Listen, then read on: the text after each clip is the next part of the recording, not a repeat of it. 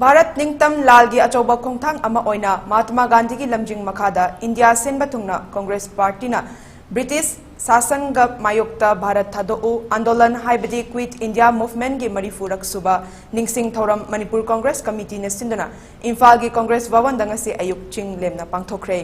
ngasi gi thouram adu gi manung chana Congress Legislature Party gi luchingba hanagi Chief Minister Okram Ibobi MPCC gi President K Megachandra Maruiba Congress ke MLA Singh loinana Congress Karmi Kayana Mahatma Gandhi ki photo da laikatuna ikai khumdaba utki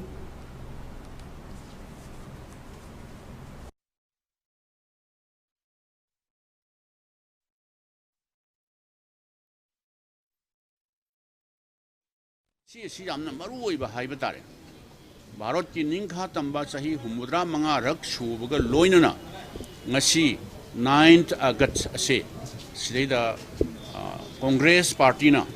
Congress Party ki lusingba matam dudagi Mahatma Gandhi ji na singba mayama ma sida yaur sini sakna iba kharadani akhoina sida panjari sidi sina taba mayama sumama leiba ki damta da kathokhraba sacrifice tawhraba mayama ma leader mayama su lehuri bani makhoi sing asina Bharat tagi British Bharat thadok tuna chat khragadabani haina English thairga Quit India movement se ngasi asi yamna historic oiba warep laukhiba numit aduni maram aduna akhoi Manipur Pradesh Congress Committee na organize tawbiduna adugumba Bharat ase ningkha tamnana bahotna bada achauba mathauda thaudang lawbi khiba adugumba mahapurushing adugi mafamda ikai khumnaba utpa tawiman khangba utpa akhoi khudingmangna leadersing asina pambiramba karamba Bharat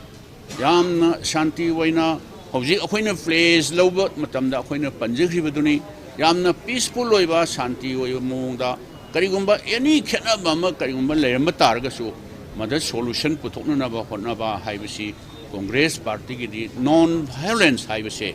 masi Mahatma Gandhi ji na hodok piramba khwaidagi hena shakti lerba adugumba khulai amani na khoi